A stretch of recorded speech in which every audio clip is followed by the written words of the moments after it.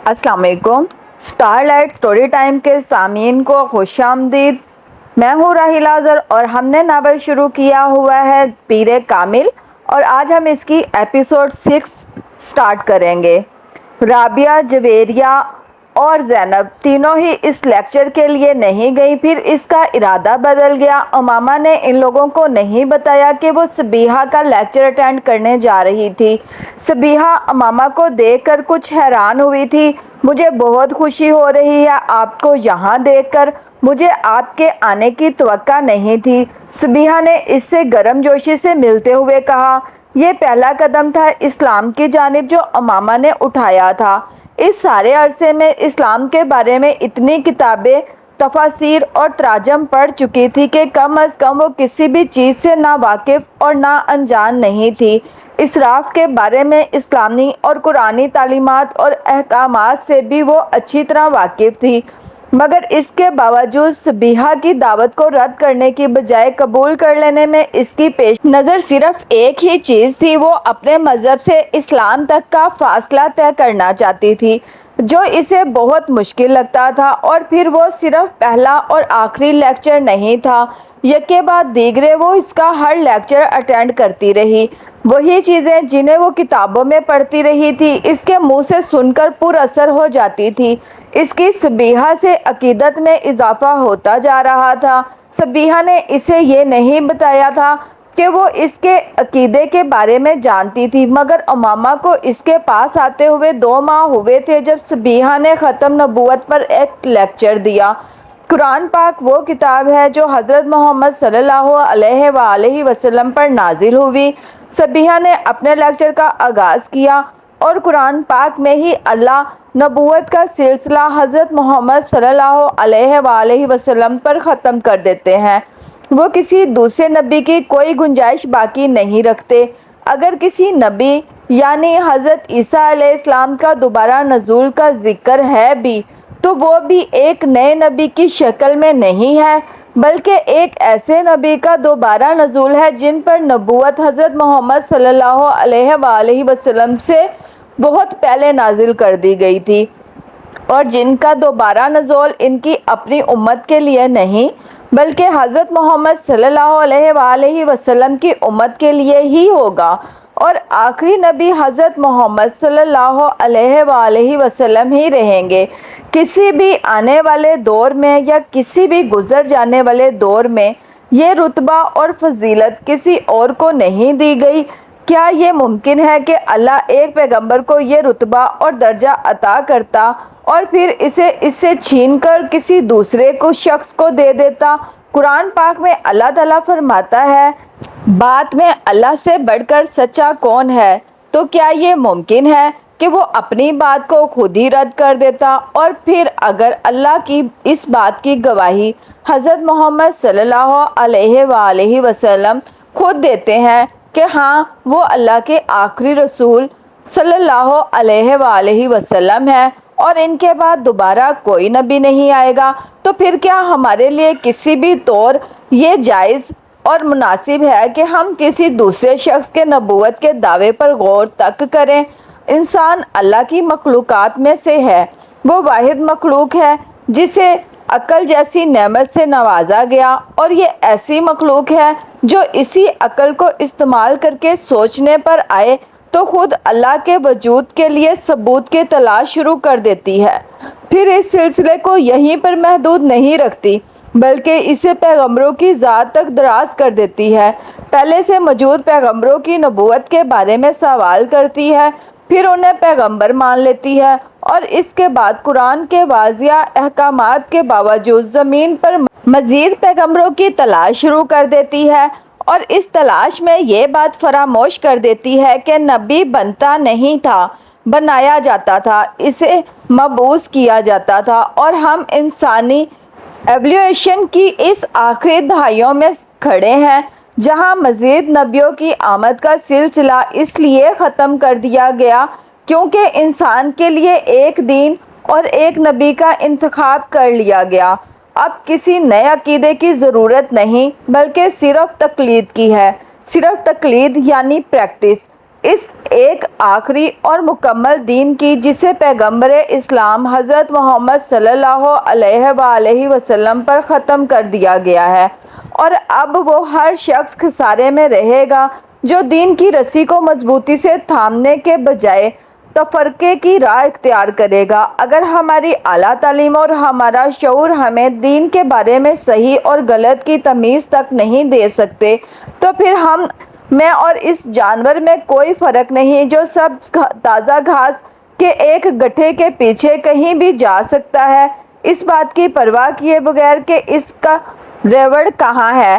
40 minute کے اس lecture میں صبیحہ نے کسی اور غلط عقیدے یا فرقے کا ذکر بھی نہیں کیا تھا۔ اس نے جو کچھ کہا تھا بالواسطہ کہا تھا، صرف ایک چیز بلا واسطہ کہی تھی، اور وہ حضرت محمد صلی اللہ علیہ وآلہ وسلم کی ختم نبوت کا اقرار تھا۔ اللہ کے آخری پیغمبر حضرت محمد صلی اللہ علیہ وآلہ وسلم تھے، جنہوں نے 1400 سال پہلے مدینہ میں وفات پائی۔ 1400 سال سے پہلے مسلمان ایک امت کے طور پر اسی ایک شخص کے سائے میں کھڑے ہیں۔ 1400 سال بعد بھی ہمارے لیے وہ ایک آخری نبی حضرت محمد صلی اللہ علیہ وآلہ وسلم ہیں، جن کے بعد کوئی دوسرا نبی بھیجا گیا نہ بھیجا جائے گا، اور ہر وہ شخص جو کسی دوسرے شخص میں کسی دوسرے نبی کا عکس تلاش کرنے کی کوشش کرتا ہے، اسے ایک بار اپنے ایمان کا از سر نو جائزہ لے لینا چاہیے۔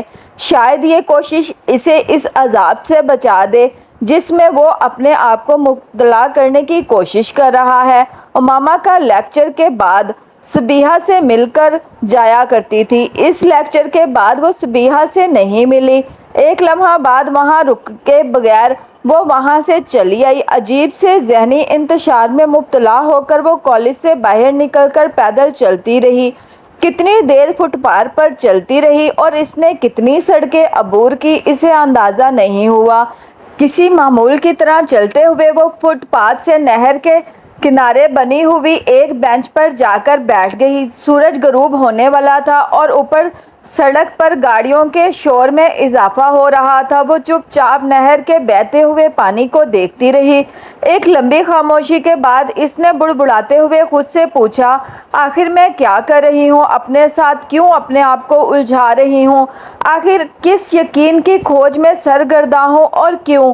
میں اس سب کے لیے تو یہاں لاہور نہیں آئی، میں تو یہاں ڈاکٹر بننے آئی ہوں، مجھے آئی اسپیشلسٹ بننا ہے۔ پیغمبر پیغمبر پیغمبر، میرے لیے ہر چیز وہاں کیوں ختم ہو جاتی ہے؟ اس نے اپنے دونوں ہاتھوں سے اپنا چہرہ ڈھانپ لیا۔ مجھے اس سب سے نجات حاصل کرنی ہے۔ میں اس طرح اپنی اسٹڈیز پر کبھی توجہ نہیں دے سکتی۔ مذہب اور عقیدہ میرا مسئلہ نہیں ہونا چاہیے۔ صحیح یا غلط جو میرے بڑوں نے دیا وہی ٹھیک ہے۔ میں اب صبیحہ کے پاس نہیں جاؤں گی۔ میں مذہب یا پیغمبر کے بارے میں کبھی نہیں سوچوں گی، کبھی بھی نہیں۔ وہاں بیٹھے بیٹھے اس نے طے کیا تھا۔ رات کو 8 بجے وہ واپس آئی تو جویریہ اور رابعہ کچھ فکر مند سی تھیں، بس ایسے ہی مارکیٹ چلی گئی تھی۔ اس نے ستے ہوئے چہرے کے ساتھ انہیں بتایا، ارے امامہ، تم تو بہت عرصے بعد آئی ہو نا؟ آخر آنا کیوں چھوڑ دیا تم نے؟ بہت دنوں بعد ایک بار پھر صبیحہ کے پاس پہنچ گئی۔ صبیحہ کا لیکچر شروع ہونے والا تھا۔ مجھے آپ سے کچھ بات کرنی ہے، آپ اپنا لیکچر ختم کر لیں، میں باہر بیٹھ کر آپ کا انتظار کر رہی ہوں۔ امامہ نے اس کی بات کا جواب دینے کی بجائے اس سے کہا۔ ٹھیک 45 منٹ کے بعد جب صبیحہ اپنا لیکچر ختم کر کے باہر نکلی تو اس نے امامہ کو باہر کوریڈور میں ٹہلتے پایا۔ وہ صبیحہ کے ساتھ دوبارہ اسی کمرے میں آن بیٹھی جو اب خالی تھا۔ صبیحہ خاموشی سے اس کی طرف سے بات شروع کرنے کا انتظار کرتی رہی۔ امامہ چند لمحے کسی سوچ میں ڈوبی رہی، پھر اس نے صبیحہ سے کہا، آپ کو پتہ ہے میں کس مذہب سے ہوں؟ ہاں میں جانتی ہوں، جویریہ نے مجھے بتایا تھا۔ صبیحہ نے پرسکون انداز میں کہا، میں آپ کو بتا نہیں سکتی میں کس حد تک فرسٹریٹڈ ہوں۔ میرا دل چاہتا ہے میں دنیا چھوڑ کر کہیں بھاگ جاؤں۔ اس نے کچھ دیر کے بعد صبیحہ سے کہنا شروع کیا، میں اس نے دونوں ہاتھوں سے اپنا سر پکڑ لیا۔ مجھے پتا ہے کہ اس نے ایک بار پھر اپنی بات ادھوری چھوڑ دی۔ پھر خاموشی۔ مگر میں اپنا مذہب نہیں چھوڑ سکتی، میں تباہ ہو جاؤں گی، میرے ماں باپ مجھے مار ڈالیں گے، میرا کیریئر، میرے خواب سب کچھ ختم ہو جائے گا۔ میں نے تو سرے سے عبادت کرنا تک چھوڑ دی ہے، مگر پھر بھی پتہ نہیں کیوں مجھے سکون نہیں مل رہا ہے۔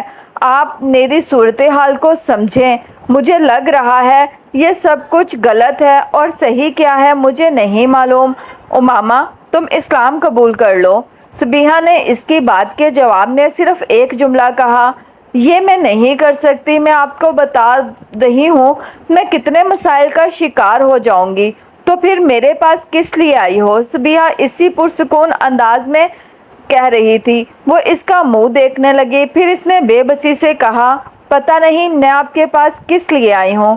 تم صرف یہی ایک جملہ سننے آئی ہو جو میں نے تم سے کہا ہے۔ میں تمہیں کوئی دلیل نہیں دوں گی کیونکہ تمہیں کسی سوال کے جواب کی تلاش نہیں ہے۔ ہر سوال کا جواب تمہارے اندر موجود ہے، تم سب جانتی ہو، بس تمہیں اقرار کرنا ہے۔ ایسا ہی ہے نا؟ امامہ کی آنکھوں میں آنسو تیرنے لگے۔ مجھے لگ رہا ہے میرے پاؤں زمین سے اکھڑ چکے ہیں، میں جیسے خلا میں سفر کر رہی ہوں، اس نے بھرائی ہوئی آواز میں کہا۔ صبیحہ نے اس کی بات کا جواب نہیں دیا، وہ بسم اللہ پڑھ رہی تھی۔ امامہ گیلی آنکھوں کے ساتھ اس کا چہرہ دیکھنے لگی۔ کہیں کچھ بھی نظر نہیں آتا صبیحہ، کچھ بھی نہیں۔ اس نے اپنے ہاتھوں کی پشت سے اپنے آنسوؤں کو صاف کیا۔ لا الہ الا اللہ۔ صبیحہ کے لب آہستہ آہستہ ہلنے لگے۔ امامہ دونوں ہاتھوں سے چہرہ ڈھانپ کر بچوں کی طرح پھوٹ پھوٹ کر رونے لگی اور وہ روتے ہوئے صبیحہ کے پیچھے کلمے کے الفاظ دہرا رہی تھی، محمد رسول اللہ۔ امامہ نے گلے الفاظ دہرائے، اس کی آواز بھرا گئی۔ امامہ کی سمجھ میں نہیں آ رہا تھا اسے اتنا رونا کیوں آ رہا ہے۔ اسے کوئی پچھتاوا، کوئی افسوس نہیں تھا، مگر پھر بھی اسے اپنے آنسوؤں پر قابو پانا مشکل ہو رہا تھا۔ بہت دیر تک روتے رہنے کے بعد اس نے جب سر اٹھایا تو صبیحہ اس کے پاس ہی بیٹھی ہوئی تھی۔ امامہ گیلے چہرے کے ساتھ اسے دیکھ کر مسکرا دی۔ رابعہ اور جویریہ ایک دوسرے کا منہ دیکھ رہی تھی اور امامہ اپنے پاؤں کے انگوٹھے کے ساتھ فرش کو رگڑتے ہوئے کسی سوچ میں ڈوبی ہوئی تھی۔ تمہیں یہ سب کچھ ہمیں پہلے ہی بتا دینا چاہیے تھا۔ جویریہ نے ایک طویل وقفے کے بعد اس خاموشی کو توڑا۔ امامہ نے سر اٹھا کر اسے دیکھا اور پرسکون انداز میں کہا، اس سے کیا ہوتا؟ کم از کم ہم تمہارے بارے میں کسی غلط فہمی کا شکار تو نہ ہوتے اور تمہاری مدد کر سکتے تھے ہم دونوں۔ امامہ سر جھٹکتے ہوئے عجیب سے انداز میں مسکرائی، اس سے کوئی خاص فرق نہیں پڑتا۔ مجھے تو بس خوشی ہے امامہ کہ تم نے ایک صحیح راستے کا انتخاب کیا ہے، دیر سے ہی صحیح، مگر تم غلط راستے سے ہٹ گئی ہو۔ جویریہ نے اس کے پاس بیٹھتے ہوئے نرم لہجے میں کہا، تم اندازہ نہیں کر سکتی کہ میں اس وقت تمہارے لیے اپنے دل میں کیا محسوس کر رہی ہوں۔ امامہ چپ چاپ اسے دیکھتی رہی۔ تمہیں اگر ہم دونوں کی طرف سے کسی بھی مدد کی ضرورت ہو تو ہچکچانا مت، تمہاری مدد کر کے ہمیں خوشی ہوگی۔ مجھے واقعی تم لوگوں کی مدد کی بہت ضرورت ہے، بہت زیادہ ضرورت ہے۔ امامہ نے کہا، میری وجہ سے اگر تم نے اپنے مذہب کی اصلیت جانچ کر اسے چھوڑ دیا ہے تو، جویریہ کہہ رہی تھی۔ امامہ اس کا چہرہ دیکھنے لگی۔ تمہاری وجہ سے؟ اس نے جویریہ کا چہرہ دیکھتے ہوئے سوچا، اس کا ذہن اسے کہیں اور لے جا رہا تھا۔ دھند میں اب ایک اور چہرہ ابھر رہا تھا، وہ اسے دیکھتی رہی۔ وہ چہرہ آہستہ آہستہ واضح ہو رہا تھا، زیر آب ابھرنے والے کسی نقوش کی طرح چہرہ واضح ہو گیا تھا۔ امامہ مسکرائی، وہ اس چہرے کو پہچان سکتی تھی۔ اس نے اس چہرے کے ہونٹوں کو ہلتے دیکھا، آہستہ آہستہ وہ آواز سن سکتی تھی، وہ آواز سن رہی تھی، قطرہ مانگے جو اسے دریا دے دے، مجھ کو کچھ اور نہ دے، اپنی تمنا دے دے، میں صرف یہ چاہتی ہوں کہ تم لوگ کسی کو کچھ نہ بتاؤ، زینب کو بھی نہیں۔ اپنے سر کو جھٹکتے ہوئے اس نے جویریہ اور رابعہ سے کہا۔ ان دونوں نے اثبات میں سر ہلا دیا۔ کچھ نہیں مانگتا شاہوں سے یہ شہدا تیرا، اس کی دولت ہے فقط نقش کف پا تیرا، پورے قد سے میں کھڑا ہوں تو یہ تیرا کرم، مجھ کو جھکنے نہیں دیتا ہے سہارا تیرا۔ لوگ کہتے ہیں کہ سایہ تیرے پیکر کا نہ تھا، میں تو کہتا ہوں جہاں بھر پہ ہے سایہ تیرا۔ وہ اس آواز کو پہچانتی تھی، یہ جلال انصر کی آواز تھی۔ امامہ میڈیکل کالج میں چند روز ہوئے تھے جب ایک ویکینڈ پر اسلام آباد آنے کے بعد اس نے رات کو زینب کے گھر لاہور فون کیا تھا۔ بیٹا میں زینب کو بلاتی ہوں، تم ہولڈ رکھو۔ زینب کی امی فون رکھ کر چلی گئی۔ وہ ریسیور کان سے لگائے انتظار کرنے لگی۔ کچھ نہیں مانگتا ہوں شاہوں سے یہ شہدا تیرا، اس کی دولت ہے فقط نقش کفِ پا تیرا۔ مردانہ آواز میں فون پر سنائی دینے والی وہ نعت امامہ نے پہلے بھی سنی تھی، مگر اس وقت جو کوئی بھی اسے پڑھ رہا تھا وہ کمال جذب سے پڑھ رہا تھا۔ پورے قد سے کھڑا ہوں تو یہ تیرا ہے کرم، مجھ کو جھکنے نہیں دیتا ہے سہارا تیرا۔ اسے اندازہ نہیں تھا کسی مرد کی آواز اتنی خوبصورت ہو سکتی ہے، اس قدر خوبصورت کہ پوری دنیا اس آواز کی قید میں لگے۔ امامہ نے اپنا سانس روک لیا، شاید وہ سانس لینا بھول گئی۔ لوگ کہتے ہیں کہ سایہ تیرے پیکر کا نہ تھا، میں کہتا ہوں جہاں بھر پہ ہے سایہ تیرا۔ انسان کی زندگی میں کچھ ساعتیں سعد ہوتی ہیں، شب قدر کی رات میں آنے والی اس سعادت کی طرح جسے بہت سے لوگ گزر جانے دیتے ہیں، صرف چند اس سعادت کے انتظار میں ہاتھ اٹھائے اور جھولی پھیلائے بیٹھے ہوتے ہیں، اس سعادت کے انتظار میں جو چلتے پانی کو روک دے اور رکے ہوئے پانی کو رواں کر دے، جو دل سے نکلنے والی دعا کو لبوں تک آنے سے پہلے مقدر بنا دے۔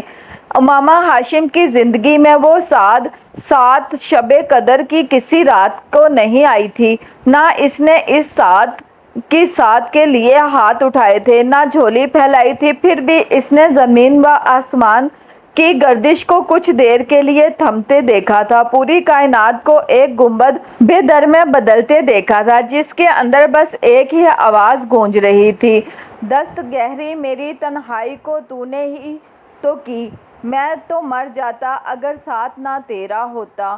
وہ اندھیروں سے بھی درزانہ گزر جاتے جن کے ماتھے پہ چمکتا ہے ستارہ تیرا۔ آواز بہت صاف اور واضح تھی۔ امامہ بت کی طرح ریسیور ہاتھ میں لیے بیٹھی رہی۔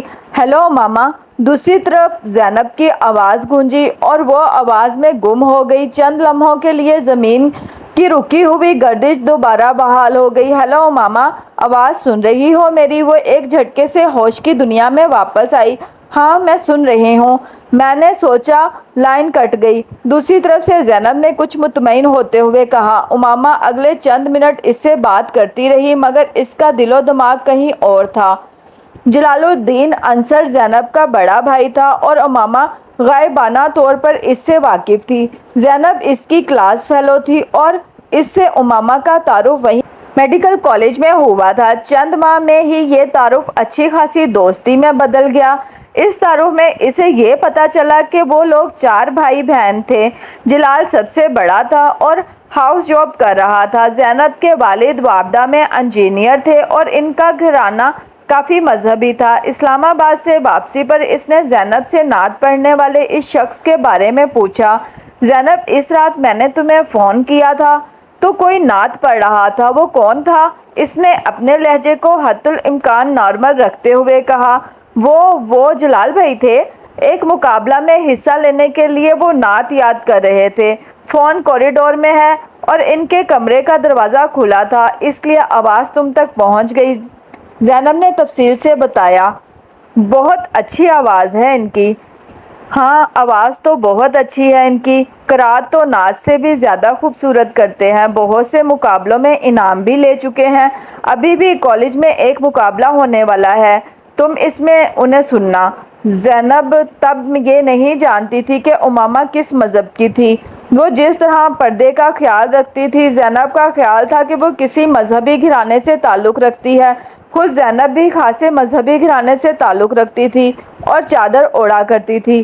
وہ 3 دن بعد امامہ جلال انصر کی نعت سننے کے لیے اپنی فرینڈز کو بتائے بغیر کلاسز بینک کر کے نعتوں کے اس مقابلے میں چلی گئی۔ جلال انصر کو اس دن پہلی بار اس نے دیکھا تھا۔ کمپیئر نے جلال انصر کا نام پکارا اور امامہ نے تیز ہوتی ہوئی دھڑکنوں کے ساتھ زینب سے مشابہت رکھنے والے عام سی شکل و صورت اور داڑھی والے ایک 24-25 سالہ لڑکے کو اسٹیج پر چڑھتے دیکھا۔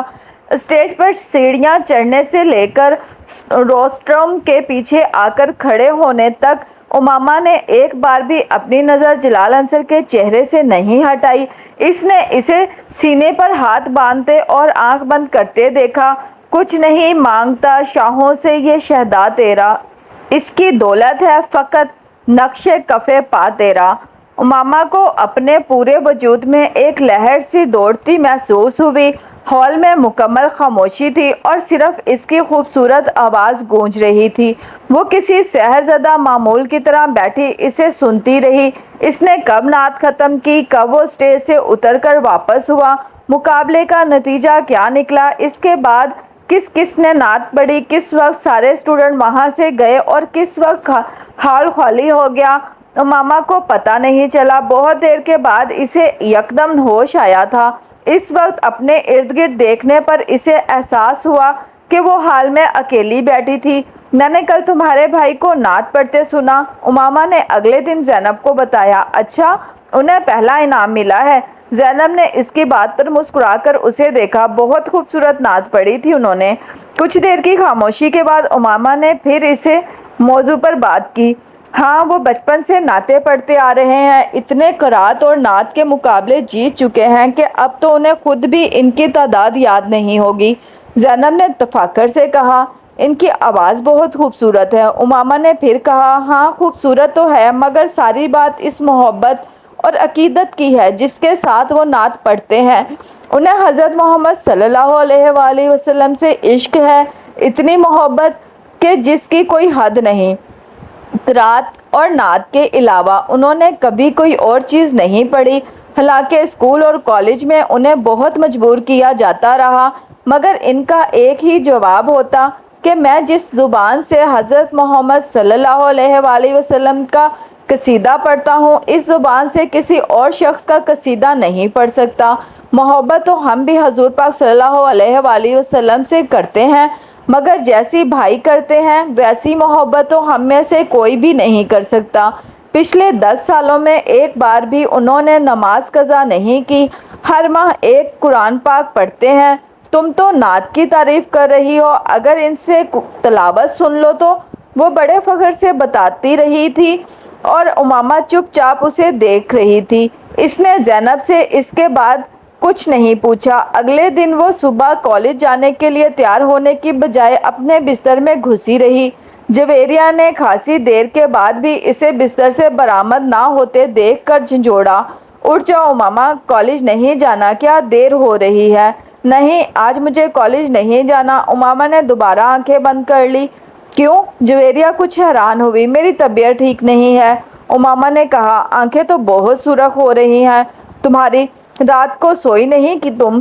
نہیں، نیند نہیں آئی، اور پلیز اب مجھے سونے دو، امامہ نے اس کے کسی اور سوال سے بچنے کے لیے کہا۔ جویریہ کچھ دیر اسے دیکھتے رہنے کے بعد اپنا بیگ اور فولڈر اٹھا کر باہر نکل گئی۔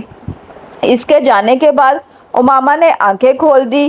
یہ بات ٹھیک تھی کہ وہ ساری رات سو نہیں سکی تھی، اور اس کی وجہ جلال انصر کی آواز تھی۔ وہ اپنے ذہن کو اس آواز کے علاوہ اور کہیں بھی فوکس نہیں کر پا رہی تھی۔ جلال انصر، اس نے زیر لب اس کا نام دہرایا۔ آخر اس کی آواز کیوں مجھے اس قدر اچھی لگ رہی ہے کہ میں اسے اپنے ذہن سے نکال نہیں پا رہی۔ اس نے الجھے ہوئے ذہن کے ساتھ بستر سے نکلتے ہوئے سوچا۔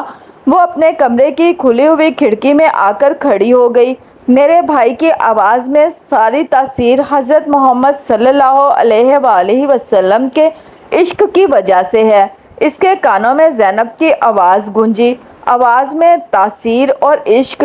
اس نے بے چینی سے پہلو بدلا۔ سوز، قداز، لوچ، مٹھاس، آخر کیا تھا اس آواز میں؟ وہ اٹھ کر کھڑکی سے باہر دیکھنے لگی۔ دنیا عشق اللہ سے شروع ہوتی ہے اور عشق رسول اللہ صلی اللہ علیہ وآلہ وسلم پر ختم ہو جاتی ہے۔ اسے ایک اور جملہ یاد آیا، عشق رسول صلی اللہ علیہ وآلہ وسلم۔ اس نے حیرانی سے سوچا، عشق رسول صلی اللہ علیہ وآلہ وسلم یا عشق محمد صلی اللہ علیہ وآلہ وسلم؟ یکدم اسے اپنے اندر ایک عجیب سا سناٹا اترتا محسوس ہوا۔ اس نے اس سناٹے اور تاریکی کو کھوجنا شروع کیا۔ اپنے اندر सीढ़ी दर सीढ़ी उतरना शुरू किया। इसे कहीं कोई रोशनी नजर नहीं आई। आखिर वो क्या चीज़ होती है जो हज़रत मोहम्मद सल्लल्लाहु अलैहि वसल्लम का नाम सुनने पर लोगों की आंखों में आंसू और लबों पर दरूद ले आती है? अकीदत, इश्क, मोहब्बत, इनमें से क्या है? मुझे कुछ क्यों महसूस नहीं होता? मेरी आंखों में आंसू क्यों नहीं आते? मेरे होंठों पर दरूद क्यों नहीं आता? मेरी आवाज़ में तासीर? वो लम्हा भर के लिए रुकी। इसने ज़ेरे लब पढ़ा, कुछ नहीं मांगता शाहों से ये शहदा तेरा, इसकी दौलत है फ़कत नक्श कफ़े पा तेरा। इसे अपनी आवाज़ भराई हुई महसूस हुई। शायद अभी जागी हूँ इसलिए आवाज़ ऐसी है। इसने अपना गला साफ करते हुए सोचा। इसने एक बार फिर पढ़ना शुरू किया, कुछ नहीं मांगता। वो एक बार फिर रुक गई। इस बार इसकी आवाज़ में लर्जिश थी। इसने दोबारा पढ़ना शुरू किया, कुछ नहीं मांगता हूँ शाहों से ये शहदा तेरा। खिड़की से बाहर नज़रें मरकूज़ रखते हुए इसने लरजती भराई आवाज़ और कांपते होंठों के साथ पहला मिसरा पढ़ा और फिर दूसरा मिसरा शुरू पढ़ना किया और रुक गई। खिड़की से बाहर खला में घूरते हुए वो एक बार फिर जलाल अंसर की आवाज़ अपने कानों में उतरती महसूस कर रही थी। बुलंद, साफ, वाजिया और अजान की तरह दिल में उतर जाने वाली मुकद्दस आवाज़। इसे अपने गालों पर नमी महसूस हुई। यकदम वो अपने होश व हवास में आई और पता चला कि वो रो रही थी। कुछ देर जैसे बेयकीनी के आलम में वो अपने दोनों हाथों की उंगलियां दोनों आंखों पर रखे दम व खुद खड़ी थी। इसने अपने आप को बेबसी की इंतहा पर पाया। आंखों पर हाथ रखे वो आहिस्ता आहिस्ता घुटनों के बल वहीं ज़मीन पर बैठ गई और इसने फूट फूट कर रोना शुरू कर दिया। इंसान के लिए सबसे मुश्किल मरहला वो होता है जब इसका दिल किसी चीज़ की गवाही दे रहा हो मगर इसकी ज़ुबान खामोश हो, जब इसका दिमाग चला चला कर किसी चीज़ की सदाकत का इकरार कर रहा हो मगर इसके होंठ साख्त हों। उमामा हाशिम की भी अपनी ज़िंदगी इसी मरहले पर आन पहुंची थी। जो फैसला वो पिछले 2-3 सालों से नहीं कर पा रही थी, वो फैसला एक आवाज़ ने चंद दिनों में करवा दिया था। ये जाने, ये खोजे, ये परखें बगैर के आखिर लोग क्यों हज़रत मोहम्मद सल्लल्लाहु अलैहि वसल्लम से इतनी अकीदत रखते हैं। आखिर क्यों इश्क़ रसूल सल्लल्लाहु अलैहि वसल्लम की बात की जाती है। इसने इतने साल अपने नबी के कसीदे सुने थे, इस पर कभी रकत तारी नहीं हुई थी, कभी इसका वजूद मोम बनकर नहीं पिघला था, कभी इसे किसी पर रश्क नहीं आया था, मगर हर बार हज़रत मोहम्मद सल्लल्लाहु अलैहि वसल्लम का नाम पढ़ते, देखते और सुनते हुए वो अजीब सी कैफियत का शिकार होती थी। हर बार, हर दफ़ा इसका दिल इस नाम की तरफ खींचा चला जाता था और सबीहा के पास न जाने कि इसके सारे इरादे भाप बनकर उड़ गए थे। जलाल अंसर की आवाज़ तारीकी में नज़र आने वाले जुगनू की तरह थी जिसके ताक़ुब में वो बिना सोचे समझे चल पड़ी थी। मैं तुझे आलम अशिया में भी पा लेता हूँ, लोग कहते हैं आलम बाला तेरा। उमामा के लिए वो एक नए सफ़र का आगाज़ था। वो पहले की तरह बाकायदगी से सबीहा के पास जाने लगी। इन इज्तिमाआत में शिरकत ने इसे अगर एक तरफ अपने फ़ैसले पर इस्तकामत बख्शी तो दूसरी तरफ इस बाकी मानदा शुबाहत को भी दूर कर दिया। मज़हब तब्दील करने का फ़ैसला उमामा के लिए कोई छोटा या मामूली फ़ैसला नहीं था। इस एक फ़ैसले ने इसकी ज़िंदगी के हर मामले को मुतासिर किया था। वो अब असजद से शादी नहीं कर सकती थी क्योंकि वो गैर मुस्लिम था।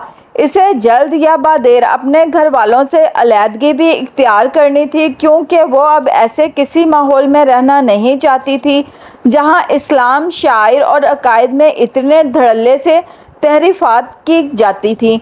वो इस पैसे के बारे में भी शकूक का शिकार होने लगी थी जो इसे अपनी तालीम और दूसरे अखराजात के लिए हाशिम मुबीन की तरफ से मिलते थे।